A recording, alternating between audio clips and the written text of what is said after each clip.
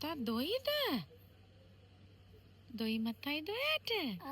අපි කොහෙද නන්නේ? ඔව් පුතාට අපිට කියන්නද නන්නේ? තෙරුවන් සරණයි හැම දිනාටම.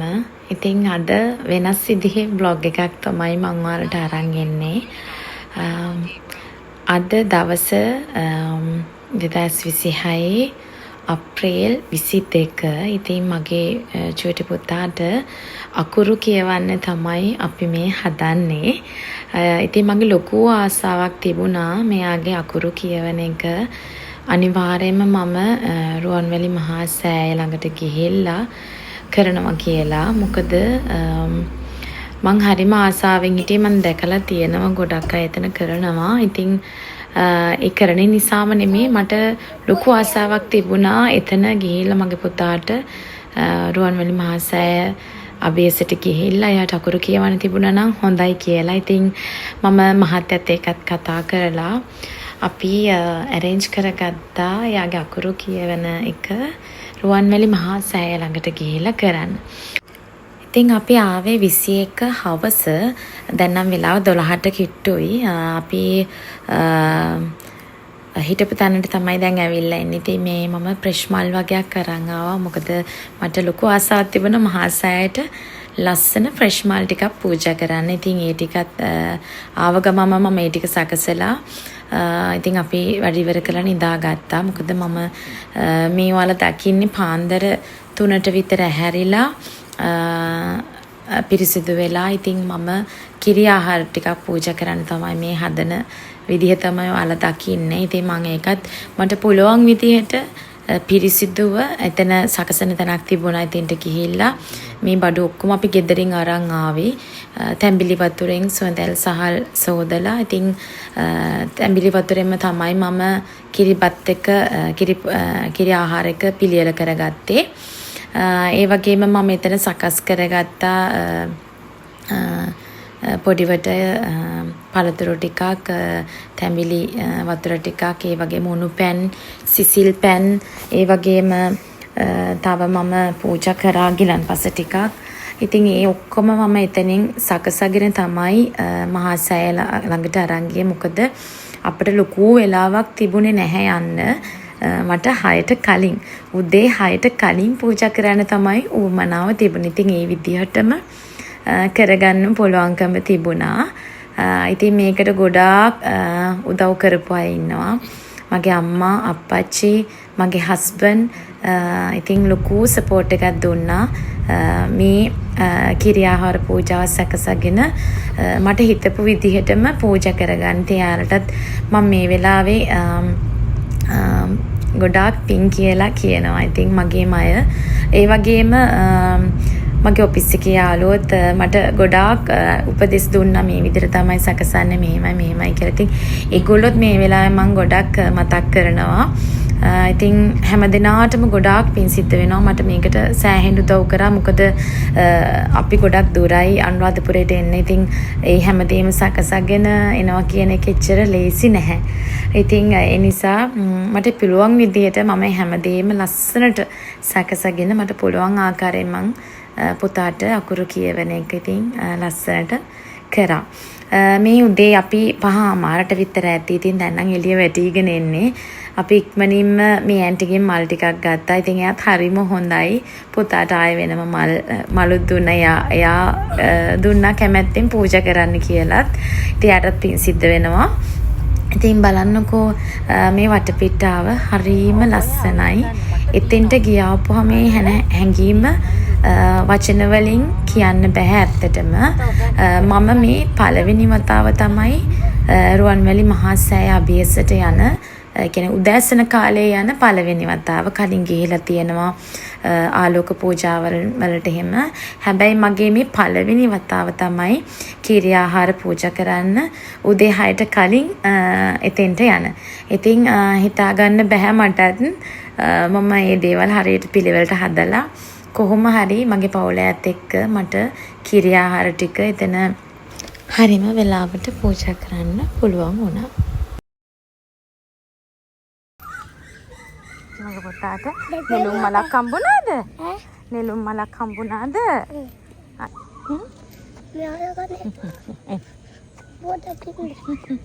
එන්න යන්න මේ පැත්තේ යන්නේ අර සාදුලත් යනවා. යා මේ පැත්තේ යා. ටිකට යා. මෙහෙ කොයි යන්නේ ඉක්මනට යා.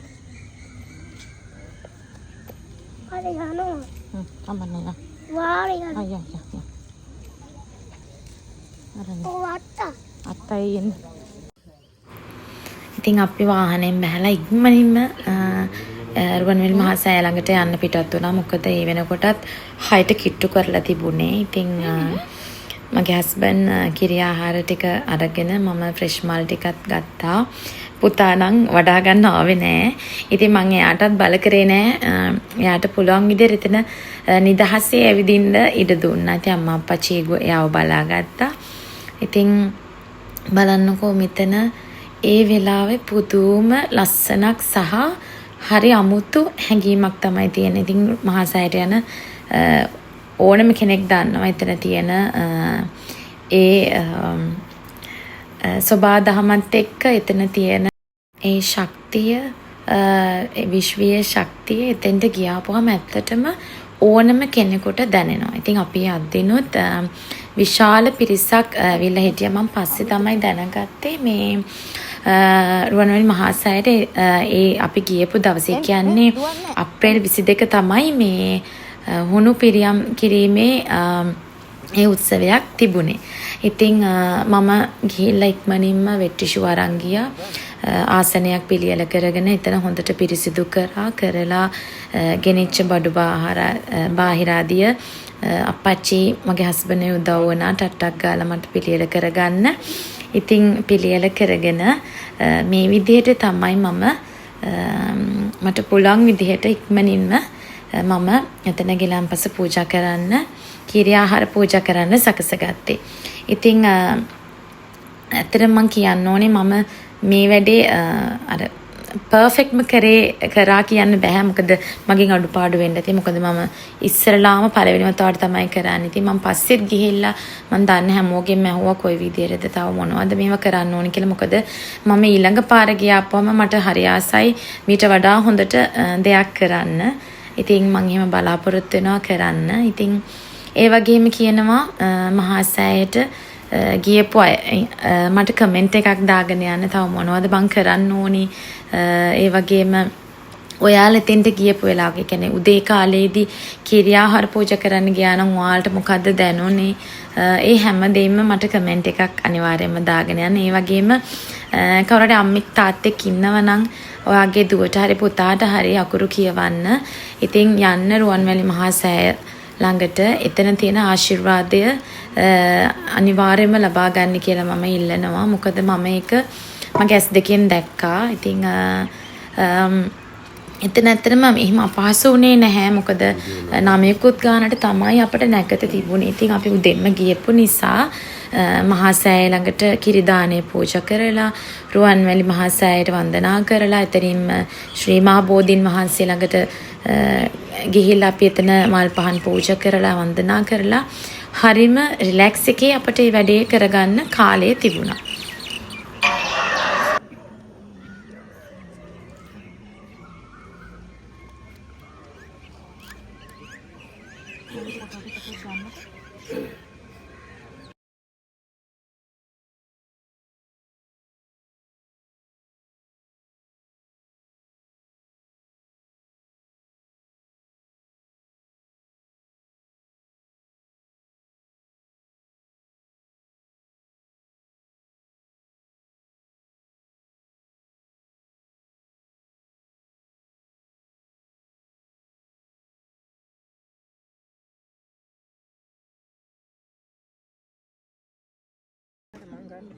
මම ගන්න මෙහෙම ඈතට ගිහින් ගන්න.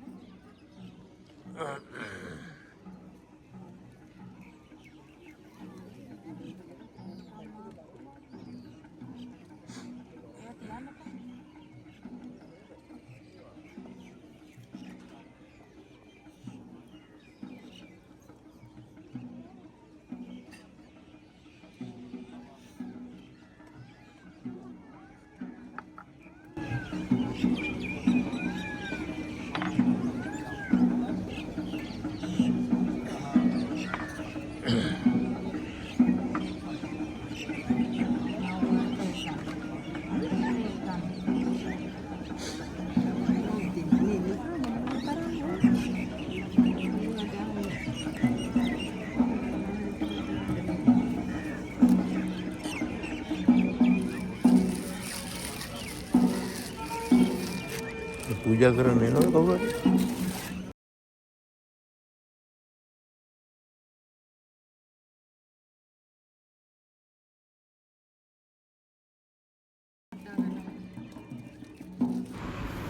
ඒ වගේම කිරිදානය පූජා කරලා අපි කිසිම දෙයක් එතන අපවිත්‍ර කරේ නැහැ. ඔක්කොම ආපහු අරන් ආවා. මොකද අපි දැනගන්න ඕනේ මේ වගේ පූජා භූමියකට ගියාපුවාම හරි පිරිසිදුව එතන අපි වන්දනාමාන කරලා පිරිසිදුව ආපහු එන්න. ඉතින් මම කිරියාහාර පූජා කරපු භාජන සහ ගිලම්පස පූජා කරපු භාජන මම ආපහු අරන් ආවේ නෑ. මම ඒවත් පූජා කරා එතෙන්ට. ඉතින් ඒ ටික කරලා අම්මයි අප්පච්චි හස්බන්ඩ් පුතා මම අපි එතන වන්දනාමාන කරලා ඊට පස්සේ අපි පිටත් උනේ කෙලින්ම ජයශ්‍රී මහ බෝධින් වහන්සේ ළඟට යන්න. එතනට ගිහිල්ලා ආශිර්වාද ගන්න.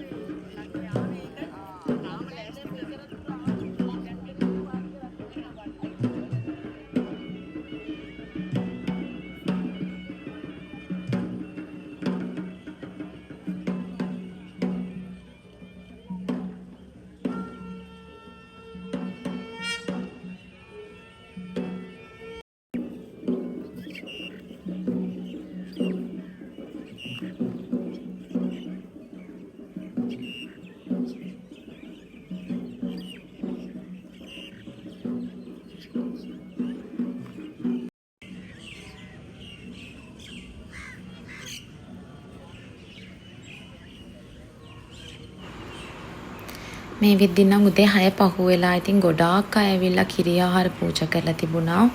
ඒ වගේම මල්ලාසන හරීම ලස්සනට හදලා තිබුණා. මේ කොටසේ නෙමේ එහා පැත්තට වෙන්න හරිම ලස්සනට සකසලා තිබුණා. ඉතින් මට ඔක්කොම වීඩියෝ කරගන්න බෑ. ඉතින් ඔයාලට වීඩියෝ පැහැදිලිද දන්නෙත් නෑ. මොකද වැඩ ගොඩක් දාගෙන ආපු නිසා. ඉතින් මේ මම සකස් කරපු මල්ලාසන. ඉතින් දකිද්දි මට හරීම සතුටුයි. ඉතින් ඒක වෙන්නේ නැති මං හිතන්නේ පින කියලා කියන්නේ. ඉතින් ඔයාලා මේ දකින්නේ දැන් ඉරේලිය වැටිලා ඉතින් බලන්න හරිම ලස්සනයි. මහසෑ රජුන්ට ආලෝකය වැටිලා එතන හරීම පුදුම නිස්කලංක භාවයක් තමයි තිබුණේ. සෙනඟ ගොඩක් හිටියා. හැබැයි අර හරිම නිස්කලංකයි. හිතට මාර සැනසීමක් දැනෙනවා.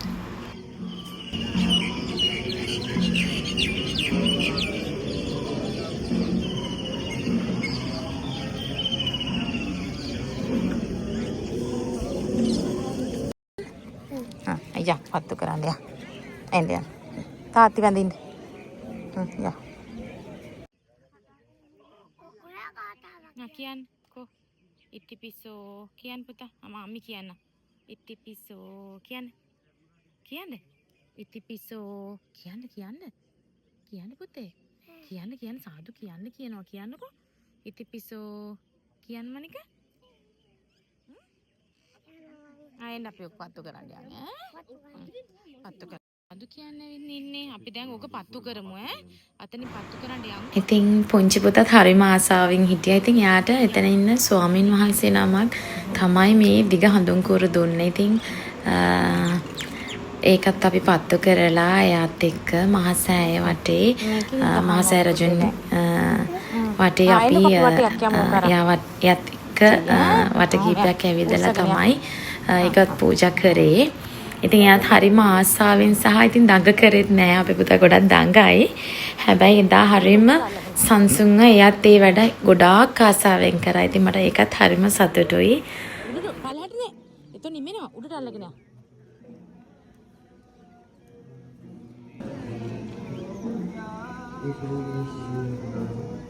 යන්න. හොඳ පුතා.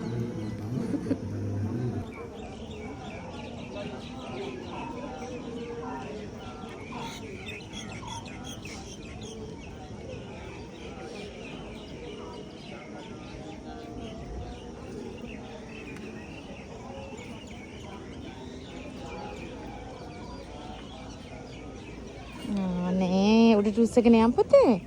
උඩට උස්සගෙන යන්න. නෑ එහෙම කරන්න ඒවා පිච්චෙනවනේ එතකොට. ගිහින් බලන්න ළඟට ගිහින් බලන්න. බලන්න ළඟට ගිහින්.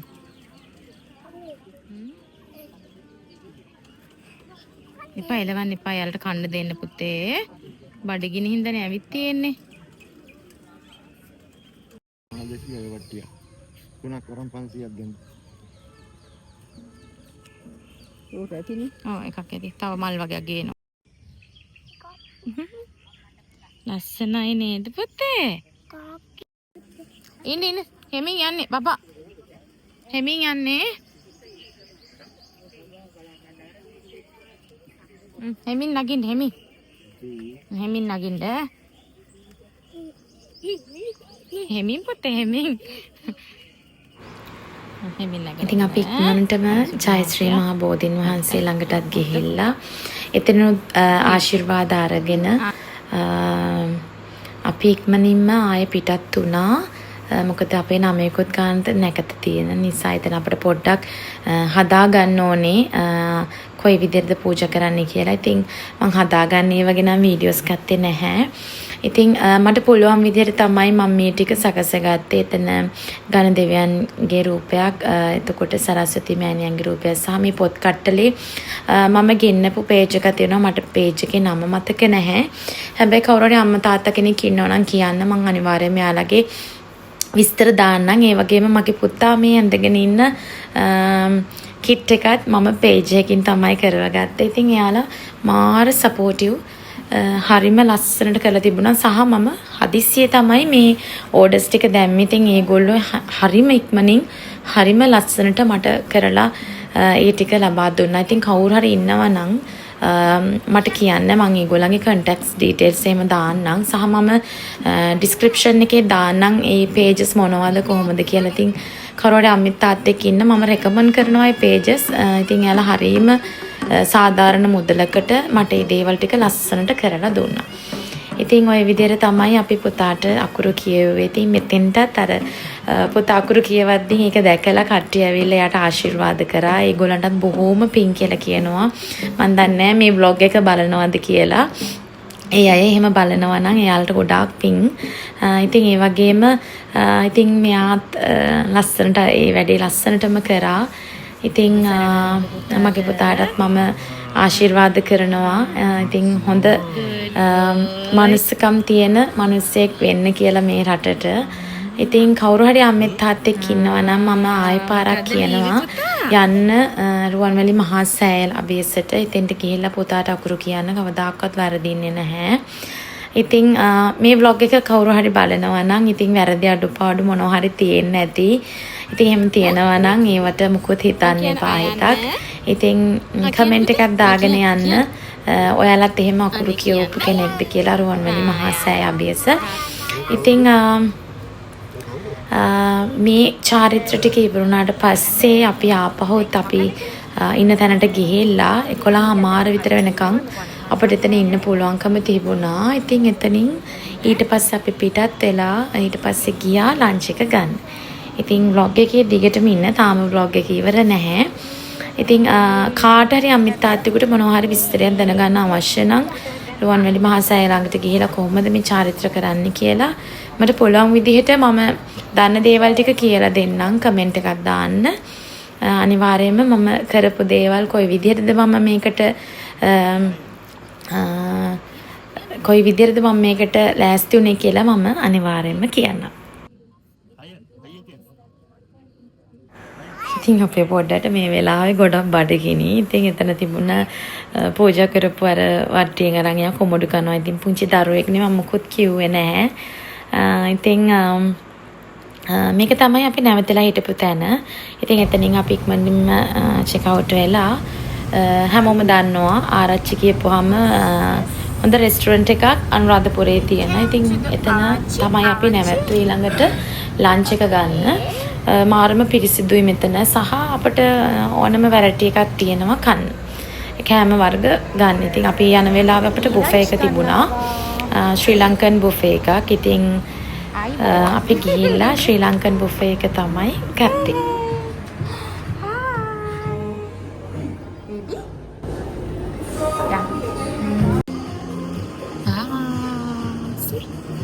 Beautiful. නේද පුතේ? මේ බලන්නක. මේ කවුද ඉන්නේ මේ මාමා? What's this? Eh?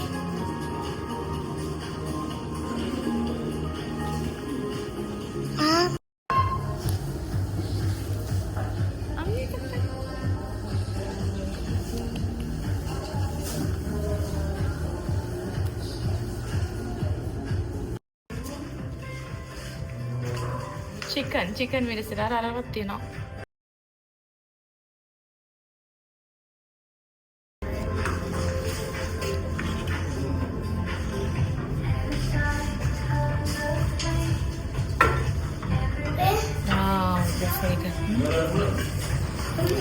මෙතන කෑම හරිම රසයි. ඉතින් අපිට ඕන දෙයක් සිලෙක්ට් කරගන්න පුළුවන්. සමහර අයිටම් වලට වෙනම කොස්ට් වෙනවා. ඉතින් ඒ උනට ඒ කෑම එක ඒ ගානට වර්ත් කියලා මම හිතනවා. ඒ වගේම ෆ්‍රී යන ඩෙසර්ට් එකක් වෙනම ඔෆර් කරනවා. ඒ වගේම තමයි මේ බ්ලොග් එකට මම වොයිස් කරද්දී ඔයාලට කටහඬේ පොඩි වෙනසක් දැනෙනවා ඇති. මම පොඩ්ඩක් මේ දවස්වල අසනීපෙන් ඉන්නේ. ඉතින් ඒ බ්ලොග් එක පරක්කු කරන්න හොඳ නැති නිසා මම ඉක්මනින්ම අරන් එන්න හිතුවා.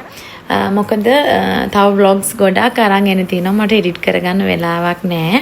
මොකද පහුගිය ටිකේ අපේ ඔෆිස් එකේත් ඉවෙන්ට්ස් වගේක් තිබුණා. අවුරුදු උත්සවය තිබුණා. ඉතින් ඒකේ vlog එකත් මම ඉක්මනින්ම එඩිට් කරලා අරන් එන්නම්. ඉතින් මෙතනින් කෑම කාලා මට ආසයි තුනා චීස් කේක් කෑල්ලක් ගන්න. මේ චීස් කේක් එක නම් මාරම රසයි. ඔයාලා අනුරාධපුරේ ගියොත් ආරච්චි එකේ තියෙන චීස් කේක් එක try කරලා බලන්න මාරම රසයි. ඊට පස්සේ ඉතින් අපි පිටත් වුණා ආපහු ගෙදර යන්න. මොකද පහුවදා අපිට මට හස්බන්ඩ් දෙන්නටම වැඩ තිබුණ නිසා ඉතින් පොඩ්ඩක් විතර මහන්සි. හැබැයි මහන්සිය දැනුනේත් නැහැ. මොකද අපි ලොකු පින්කමක් කරලා හරිම ආසාවෙන් අපි හිතපු විදිහටම හැමදේම හොඳට කරගෙන එන්න පුළුවන්කම ලැබෙන නිසා. ඉතින් අපි කොහේ හරි ගියාපහු මොනවා හරි ගන්න හිතෙනවානේ. ඉතින් මේ මෙතන හරිම ලස්සනයි. මං හරිම ආසයි මේ වගේ තැන්වලට. එතන මේ පැණි දොඩම් තිබුණා, හරිම ලාභෙට තිබුණා. මට මතක විදිහට කිලෝ එකක් රුපියල් 300ට වගේ. ඉතින් අපි කඩෙන් ගත්ත සාමාන්‍යයෙන් මේ වගේ ෆ්‍රෙෂ්ව ගන්න බෑනේ. අනික ගෙඩියක් රුපියල් 60ක් 70ක් වගේ වෙනවා. ඉතින් එතනින් මම දොඩම් ගෙඩි පැණි දොඩනුත් අරගෙන ඊට පස්සේ අපි හැමදාම නවත්තන තැනක් තියෙනවා. මේ රොටිත් එක් පිම්මල් තියෙනවා. එතන තේ එකක් බීලා තමයි යන්නේ. ඉතින් හැබැයි එදා නම් එතන මේ පොඩ්ඩක් හදන ගමන් තියෙනවා කියලා කිව්විත් ඒ නිසා අපට රොටි කන්න හම්බුනේ නැහැ. එතනත් හරිම ලස්සනයි. ඈතින් වෙල්යායේ තියෙනවා. වෙල්යායේ ගාව චූටි කඩයක්. ඉතින් මාර රිලැක්ස් තැනක්. මම මේ වගේ තැන් වලින් අර හොඳට කහට දාපු කිරි තේ එකක් එහෙම බොන්න මාරම ආස කෙනෙක්. ඉතින් එහෙමයි ඉන්නවනම් අනිවාර්යයෙන්ම කමෙන්ට් එකක් දාගෙන යන්න. එතන හිටියෙත් කිරි අම්මයි කෙනෙකුයි අත්තා කෙනෙකුයි හරිම හොඳයි. ඉතින් මේ බලන්නකො මෙයා කරන දේවල් අර කියන්නේ අඟුණු මුත්තෝ කියලා. ඉතින් එයාට මම ඕන තරම් එයා කැමති විදිහට ඉන්න දුන්නා. ඉතින් එයා හරි ආසාවෙන් තමයි මේ දේවලුත් කරේ. ඉතින් මේ විදිහට තමයි අපේ මගේ පුතාගේ අකුරු කියවීමේ චාරිත්‍රය අපි රුවන්වැලි මහා සෑය ළඟට ගිහිල්ලා කරේ. ඉතින් හැමදේම සාර්ථක කරගන්න පුළුවන් වුණා. උදව් කරපු හැම දෙනාටම ගොඩාක් පිං. ඉතින් මොන හරි දෙයක් තියෙනවා නම් දැනගන්න අනිවාර්යයෙන්ම කමෙන්ට් එකක් දාගෙන යන්න. ඒ වගේම ස්තුතිවන්ත වෙනවා මගේ channel එක බලනවට. ඉතින් මම තාමත් මගේ vlogs ඉතින් මට පුළුවන් විදිහට කරගෙන යනවා. ඒකට support එක දක්වන හැම දෙනාටම ස්තුතියි. අලුතෙන් මේ vlog එක බලන කෙනෙක් ඉන්නවා නම් තාමත් ආදරෙන් මගේ channel එකට පිළිගන්නවා. ඒ වගේම subscribe කරන්න කියලාත් මම ඊටමත් ආදරෙන් ඉල්ලනවා. ඔයගොල්ලන්ගේ යාළුවෝ ඉන්නවා නම් share කරන්න, like කරන්න. ඒ වගේම මේ vlog එක කොහොමද කියලා comment එකක් දාගෙන යන්නත් අමතක කරන්න එපා. ඉතින් එහෙනම් ආයෙත් දවසක ඉක්මනින්ම vlog එකකින් හමු වෙමු. ඔයාලා හැම දෙනාටම තෙරුවන් සරණයි.